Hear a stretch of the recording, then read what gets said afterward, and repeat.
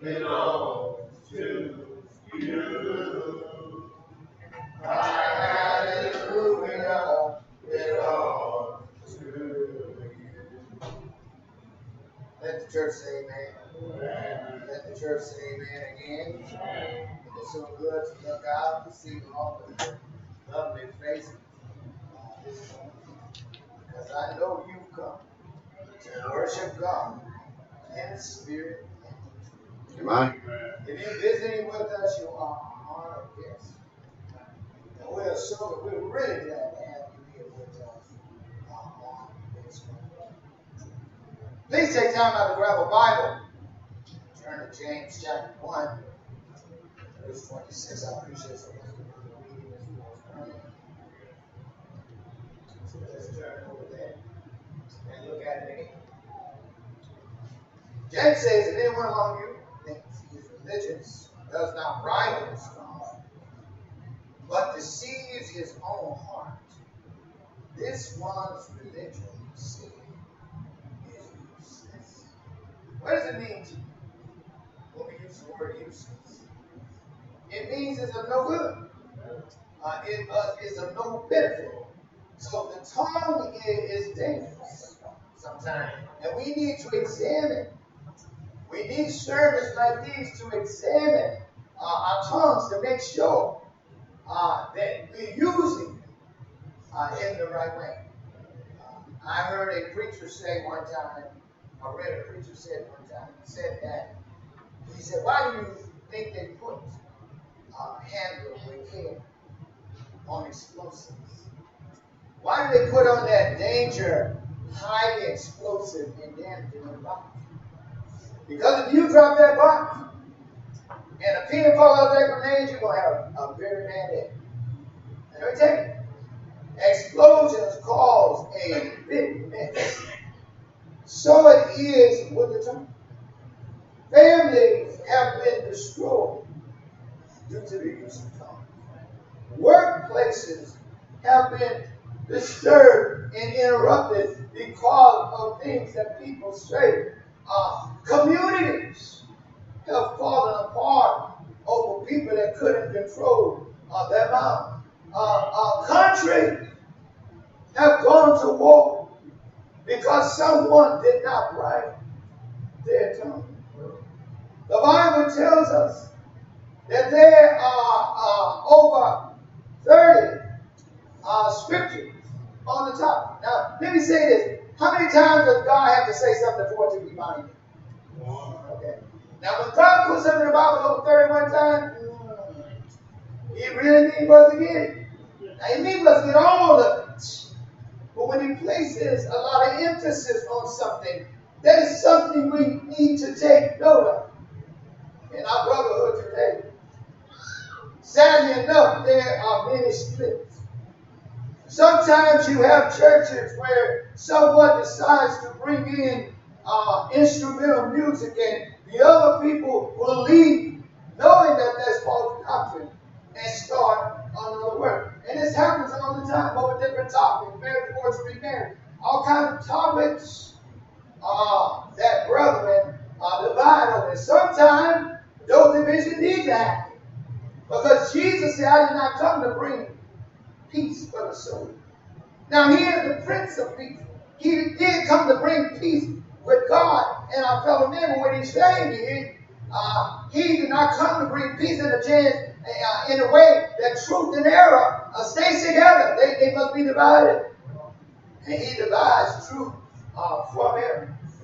And so many times, all of our brotherhood, when brothers become upset with each other, I've seen things on Facebook where brothers living in two different states are attacking each other publicly in front of people that are not even believers in Christ. And it's sad when it leads to a point of gossip, backbiting, and slander. In Psalms chapter 39 and verse 1, the psalmist said, I will take heed to my way, that I sin not with my tongue. I will keep my tongue with a You see, Scripture clearly condemns and warns, is full of examples of the dangers of an unbridled tongue. In other words, a tongue that's out of control can really cause a lot of problems. In Proverbs chapter 13 and verse number 3, the Bible says, those who guard their lips preserve their lives, but those who speak rashly will come to ruin. In Ephesians chapter 4 and verse number 29, do not let any unwholesome talk come out of your mouth, but only what is helpful for building others up according to their needs, that it may benefit those who listen.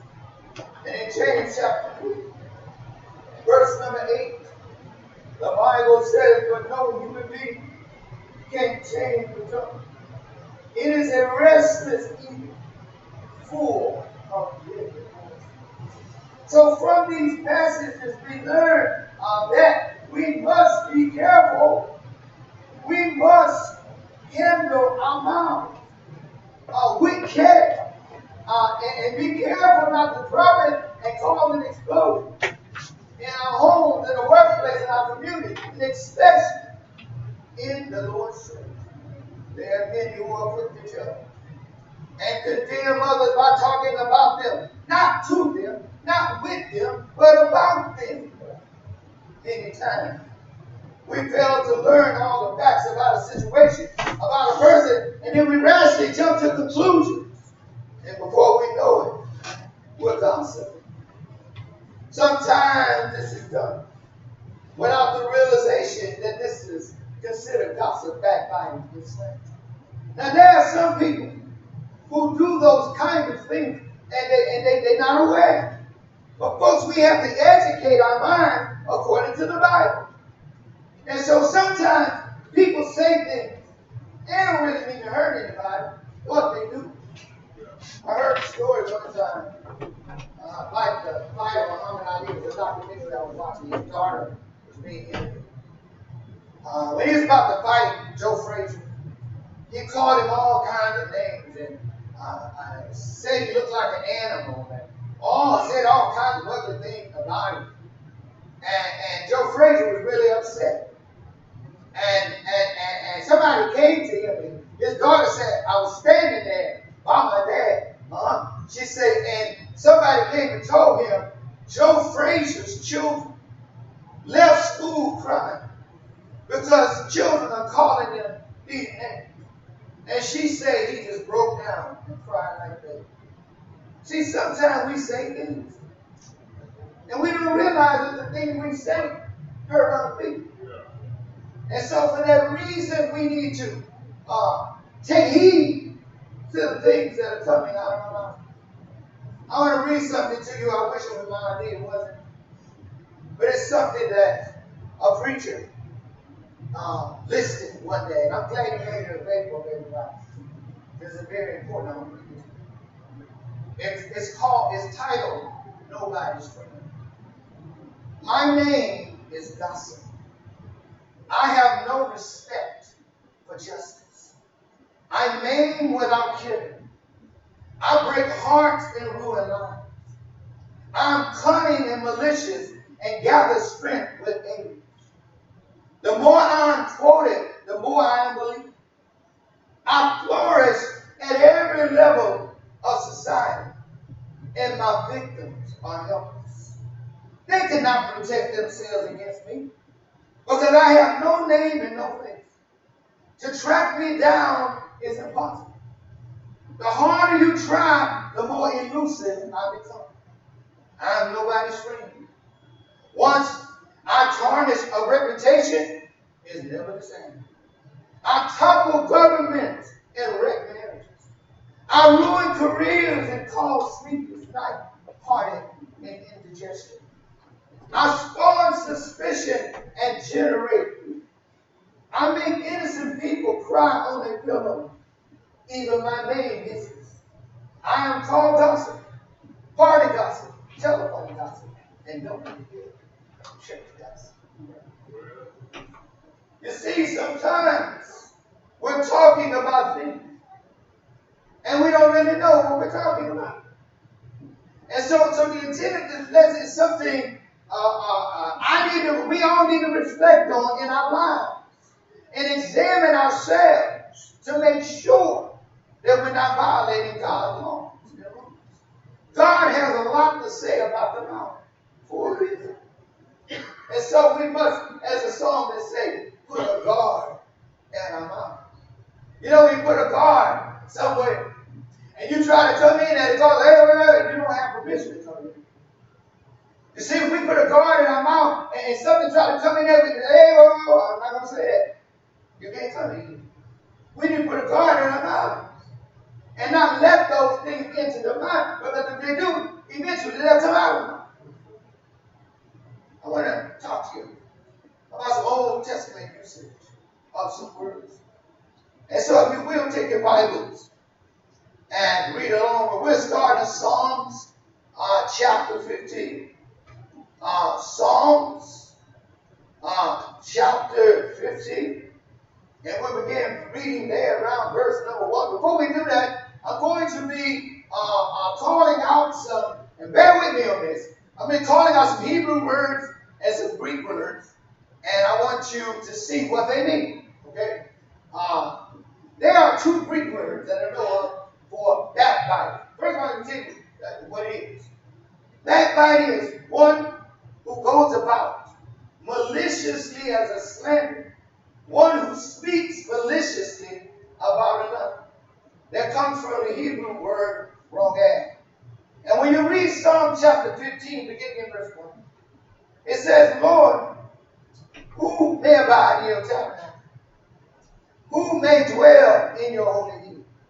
He who walks uprightly and works righteousness and speaks the truth in his heart.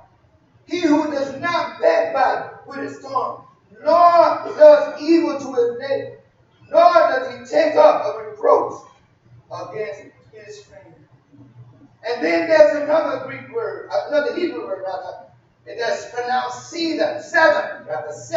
It looks like cedar, S-E-T-H-R, but it's pronounced seven. Let me tell you what it means.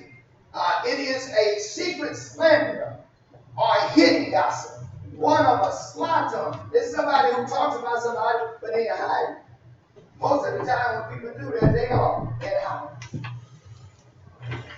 Except for the person that they're talking to. Now, where do we find that? Well, you go over to Proverbs chapter 25 and verse number 23. What does the Bible say there? The north wind brings forth rain, and a backbiting tongue and angry countenance. And so that kind of gives an idea of what this particular word means. And then I want to talk about slander.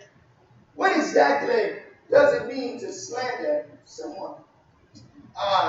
There's a Hebrew word, dabal. It looks like dibia, but it's pronounced dabal. It means whisper, defamation, evil report, to spread a rumor, to slander. And this can be found in Proverbs chapter 10 and verse number 18. Proverbs chapter 10 and verse 18. Whoever hides hatred has lying lips, and whoever spreads slander is a fool. Now, I ain't talking fool, the Bible says fool. Okay? But whoever hides hatred is lying lips. There's somebody who walks up to you, how you doing, brother? Good to see you. Yeah, you look great. And then go call somebody, brother. Don't you hear that? You heard that? That kind of thing. So that's the bottom. And then there's another word, looks like Lashon, but it's pronounced Longshon. And we can find that in Psalms chapter 101 and verse number 5. Psalm 101, verse number 5. Let me tell you what this word means, Longshon. To use the tongue boldly in an equal sense. Hence to slander and to backbite.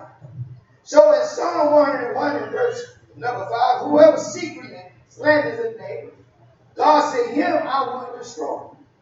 The one who has a hardy look and a proud heart, him I will not endure. We looked at that one last Sunday afternoon. Then there's another, some other Hebrew words for the word talebearer.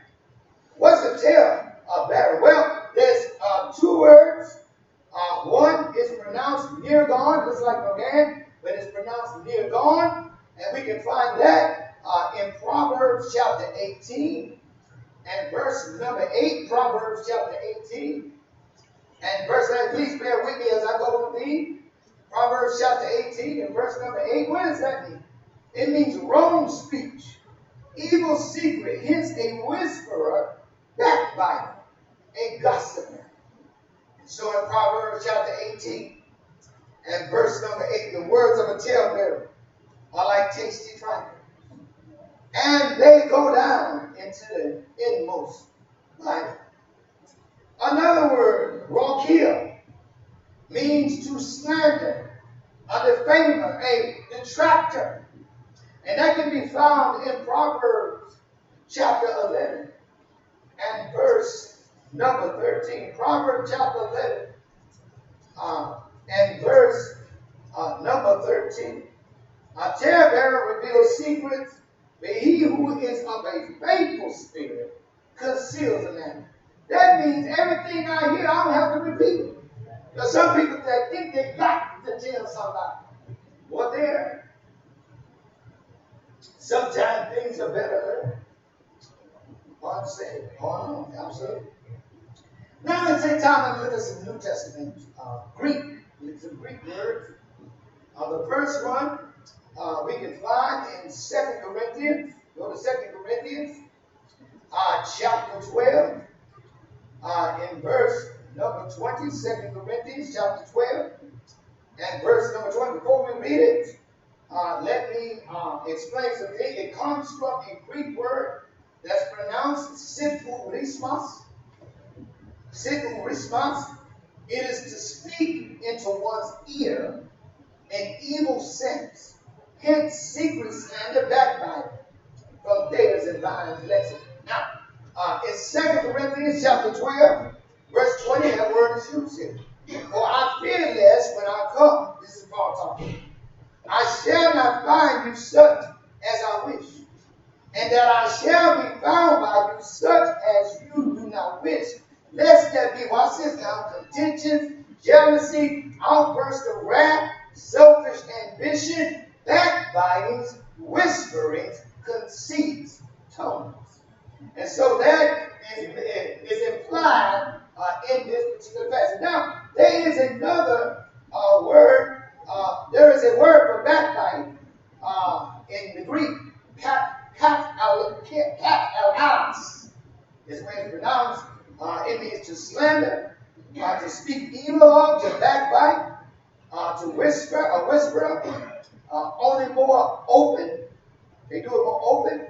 It's again used here in 2 Corinthians chapter 12 and verse number 20. And then there is what's called a meddler. Greek word for a meddler or a busybody in other people's affairs. Sometimes people say, well, I just want to talk about this because I just want to be, but what's your motivation? But we're going to get to that later. I'm just ahead of myself. Well, 1 Peter chapter 4. 1 Peter chapter 4 and verse 15. Paul said, Peter said, but let none of you suffer as a murderer, a thief, an evildoer, or as a what? Busybody in other people's affairs. And so the thing of the matter is, sometimes when people are gossiping, meddling, or backbiting, actually, sometimes they're in somebody's business. And they don't have all the facts about what's going on. Now, here's the question I want to ask. When am I sinning? Now, folks, let me tell you, there's a very fine line to gossip. But let me tell you, everything you say about somebody is not gossip. So we have to determine what is gossip. We're going to look at some guidelines to help us out. How do I know when I'm gossiping? Well, let me give you some examples. Let's say I say, Brother Keeper, y'all know about him. You gotta be careful calling names about that. Okay. Let's say Brother K, call him Brother K. Brother K, brother's talking to another brother about Brother K. He said, did you hear? Brother K, I got a promotion on his job. And he went out and bought a new car. Well, he deserves that. He really works hard. Is that gossip? Let me give you another example. And somebody say, hey, I heard Brother K lost his job. And I heard he really struggled. Brother, we need to pray for him and see what we can do to help him. Is that gospel? But if I say, or if we say, you heard my Brother K? I heard he lost his job. You know what I heard? Yeah, man. You know what I think? See, I think it was because he was doing this, or drinking on the job, or doing blah, blah, blah, blah, blah. And the person don't really have all the facts. That's gossip. And so what I'm going to do now, we're going to look at a list of questions that I want each and every one of you, because I asked myself these questions this week. And I'm going to challenge you and myself this morning to look at these questions and these guidelines and be honest with yourself. And if we're doing these things, we need to really take a look at our lives. So, I want to give some credit. Well, it's John Crick and David Riggs gave this list of 18 things. I'm not going to do all 18. I actually chose 10, and then I deleted 3 and added 3 myself. Well, the point of the matter is I want to give these men credit. These men are older, wiser than me, and I like to do that. Find out ways to address these issues. I'm going to give them credit for their work. And so they say use the following questions to see if one is a gossip. Now, here's a question, number 1. Will it help or hurt the person's character by repeating this? Now, some people talk about a person's situation to help them. For example, I work with church leaders, and sometimes we stunned about what to do about a situation. So we may discuss something among us to improve the church. That's different. That's different than somebody saying something about somebody. They ain't got all the facts, and they hurt that person unjustly. Everybody see the difference? Now, here's an old saying. You can never build yourself up by tearing somebody else down. And some people think, I tore that person down, I tore him down. What you really accomplish? I mean, what's going on with you that's better for you? Question number 2. What is my motive for talking about it? Yeah, somebody come, brother so-and-so got a new car. Did you see it? I wonder how you paid it.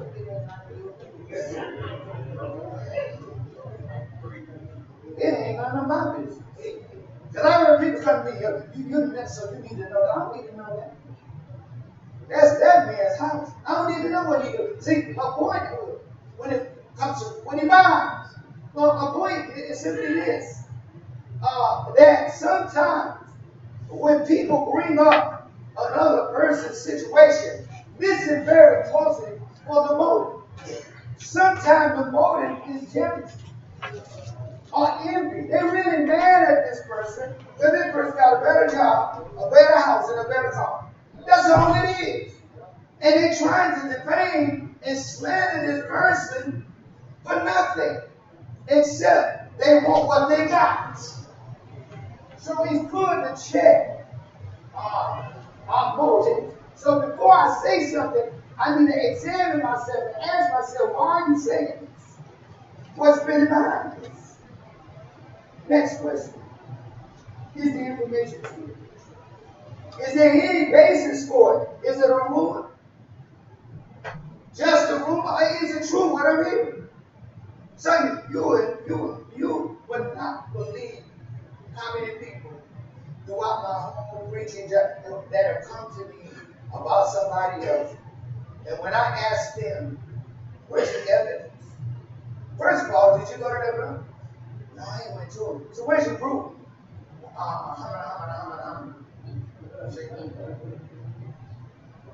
One time when I worked in the court system,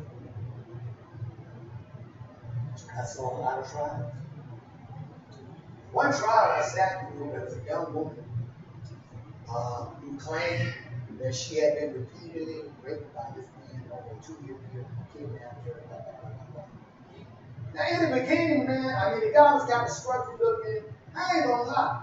I'll prejudge the guy. I mean, everybody was looking at him like he did it.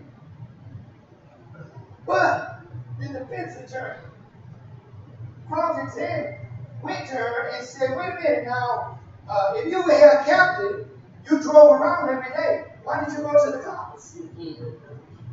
Why didn't you tell somebody about this? And then her own aunt got on the witness stand, and her aunt said, my niece stole my husband. He's my ex-husband. She said, this girl has come to my house, beating on the door, drunk, looking for her. So they turned the case around her. And she said, he was going to try to take my car. So that's the reason why you're lying. And the judge stopped it right there. Stop it. Just stop the whole thing. But this is, well, sometimes we don't have the facts. We don't really know what happened. And we'll draw a conclusion about something and don't really know what happened. Next question. Is the information about somebody which has been repented of or stopped? Let me say this.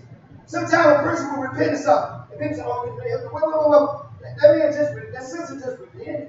Why are we talking about this?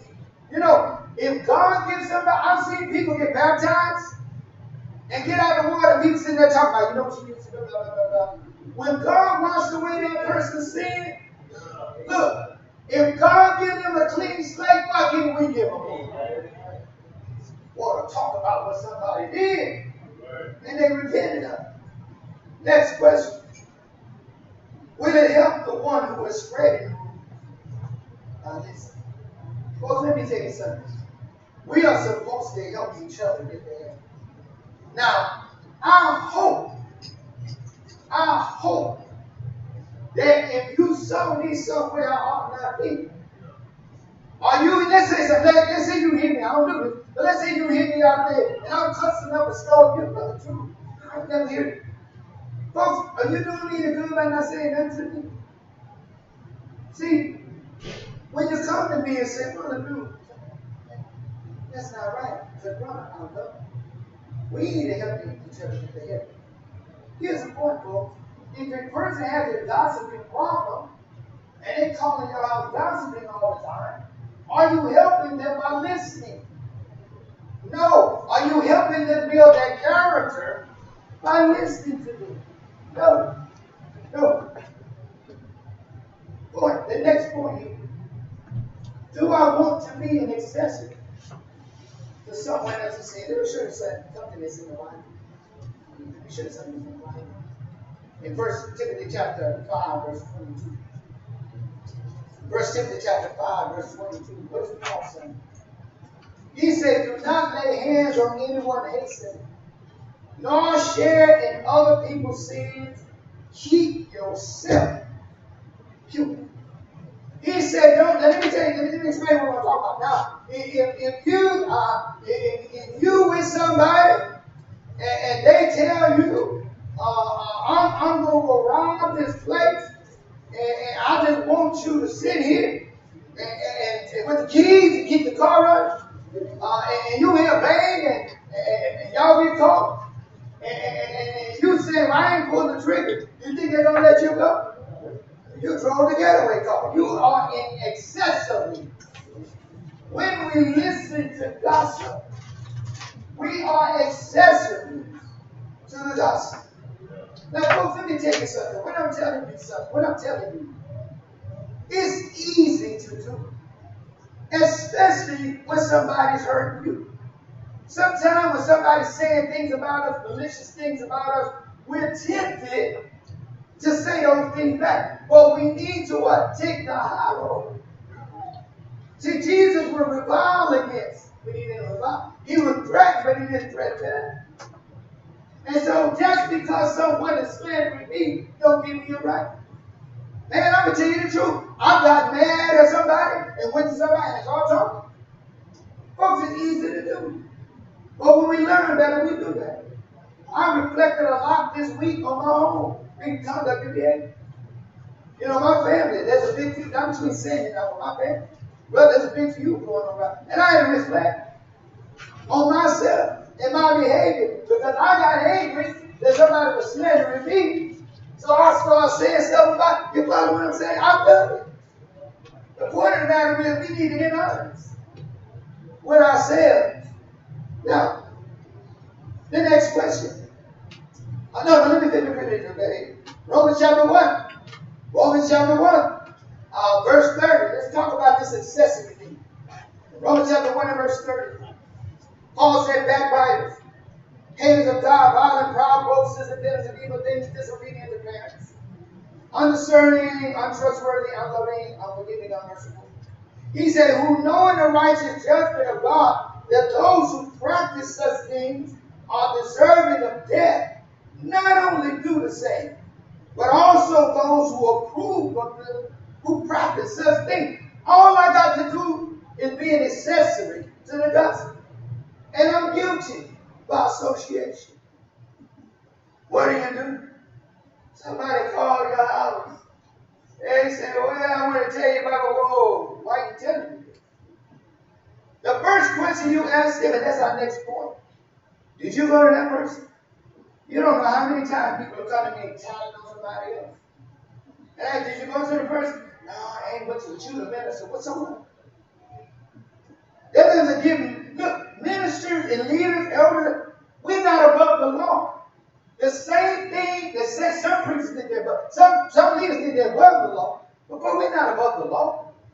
We have to do the same things we're telling you to do. And so the thing of the matter is, some people say, well, they try to exempt themselves from Matthew chapter 18, but the Bible wasn't just written to preachers. The Bible was written for everybody. And Jesus tells us how to handle the situation. In Matthew chapter 18, beginning in verse number 15, moreover, if your brother sins against you, go and tell him it's fault between you and him alone.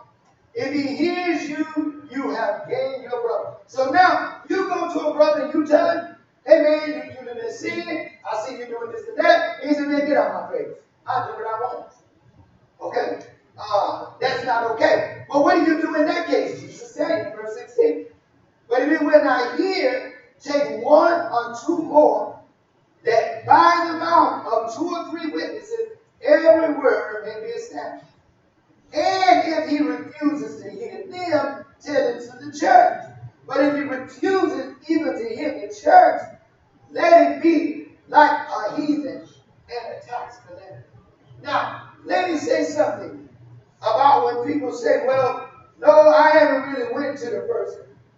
Folks, let me tell you something I thought of. I finished the sermon days ago, but I thought of it. I added a couple of things last time we were meditating on it. And let me tell you something. When we follow Jesus' formula, it causes a whole lot less mess. Let me tell you what I mean. Folks, if we go to somebody and them alone and say, look, man, I know what you're doing. Sometimes that person, let me give you an example.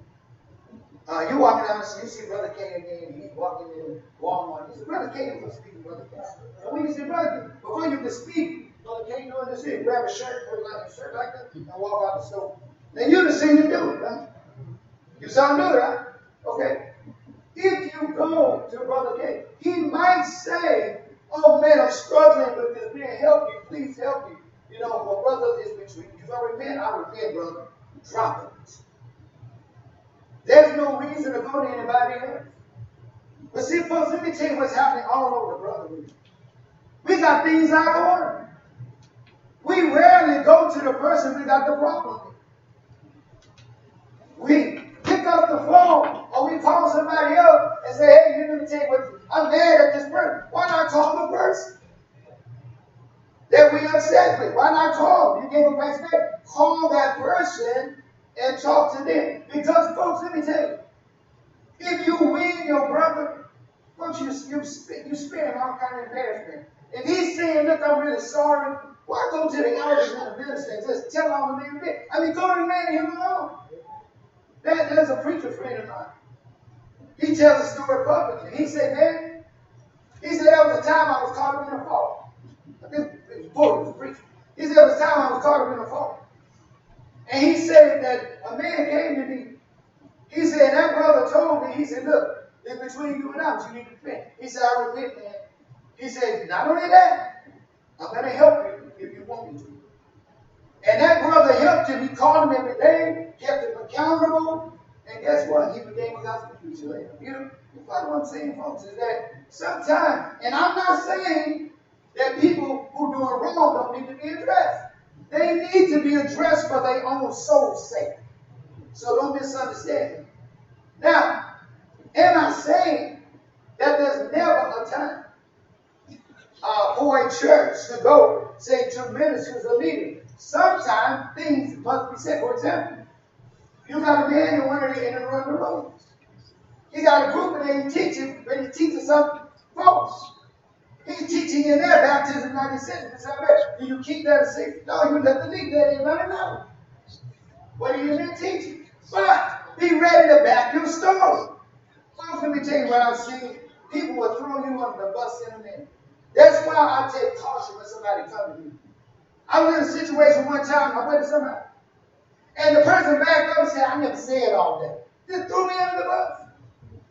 People will get you tangled up in so much rope, Houdini can't get you out. So the point of the matter is, so what's the solution? We need to send the person back when they're talking to us, to the person that they're talking about. Why are you telling me this? Oh, you the minister, I think you are. No. You need to follow the Bible. You shouldn't be talking to me. You know the time you come to me? When they don't hear you. When they ignore what you say, they tell you about it. Then, now I go with you now. Yeah, man. We'll go with you then. But not before. Folks, all I'm saying is, all of the brothers, we need to get things back in order. Go to the person you got the issue with alone. Maybe you can settle it. I may accept that. There's some people, they better argument, they can't settle things with them. I understand that. You got those people. But if we can, we try to go and fix the situation. Now, here's my last point. And I'm going to make two more things to listen to Jules. My next and last point. Ask yourself this question before you say something. Would I say it if the person was standing here? See, a person walks out, and I'm talking about, oh, brother, I didn't see you. I know you've been standing there. What you hear? I heard enough. Would I say it if they were there? Now, I've seen things. In fact, I got when to talk to somebody. I don't care about nobody. I don't care about them standing in the pool. Because I don't want you aside to talk to you. You follow what I'm saying? But many times that's not what happened. Now, why is a lesson like this so important? And I'm closing with this passage in Proverbs chapter 6. Proverbs chapter 6, verses 16 and 17. These 6 things the Lord hates. Yes, 7 are an abomination to him. A proud look, a lying tongue, hands that shed innocent blood, a heart that devises wicked plan, feet that are swift in running to evil, a false witness who speaks lies, and here's the one I want to focus on, and one who sows discord among brethren. Folks, what do you think backbiting, slander, and gossip does? It tears a church asunder. We need to heed the word of God. God don't tell us things that's not for our own good. He's really trying to hold us us together, the church, so that he can save us. But we must heed to his message. Don't create new methods. Follow the word of God. Go to a person and them alone. They don't hear you. Take somebody else. They don't hear you, take them over to church. That's where you go. That's where you go. But let's refrain. Any of us who have done it, let's refrain from gossip, backbiting, and slander. The message is yours. Now, if you're not a Christian, God is calling you. No, not some Christ still is. Not what you feel. But what he said in his holy word. Romans 10:17 teaches that faith come out here. You hear about the word of God. Faith don't come out what I feel or what I think. It comes by hearing his ear. The word of God. But it's not enough to hear God's word. If you stop there, it ain't enough. You have to believe every word, which teaches that Jesus is the Christ, the Son of the living God. John 8:24. Jesus said, unless you believe that I'm he, you will die in your sins. And that tells me this. I must believe that Jesus is the Christ. Not Muhammad, not Buddha, not Confucius. Jesus himself and all alone. That's why he said, I am the way, the truth, and the life. No man comes to the Father but by me. John 14:6. If the Bible stopped there, friends, so or not. Because a lot of people do in the religious world. But Jesus said himself in Luke 13:3, I tell you that, unless you repent, you shall all likewise perish. What Jesus telling us? If you don't change your ways, you're going to be lost. So repentance is a part of God's plan of salvation. But he goes on to say with the mouth, confession is made unto salvation. So I must confess that Jesus is the Christ, the Son of the living God. Then I must be baptized. I must be baptized, what Jesus said in 7 Mark 16:16. He that believeth and is baptized shall be saved. I talk to people, man, in the religious world and show that you believe the Bible. Yeah, I believe the Bible. This is in red. Jesus said this. But they don't want to obey. Well, if we're honest, we're going to do exactly what Jesus said. Revelation chapter 2 and verse 10. Jesus said you must remain faithful unto death. Getting baptized and then disappearing. That's no good. Once you're baptized in the Christ, we have to stay faithful. Keep coming to church. Keep learning the Bible. It's not enough just to be baptized. We have to remain faithful until the day we die. Perhaps you're going through something in your life. I heard some people praying earlier, needing prayers earlier for sicknesses and all kinds of things. Maybe there's some others here that need prayer. But whatever your need may be, please make it known as we stand to sing the song of invitation.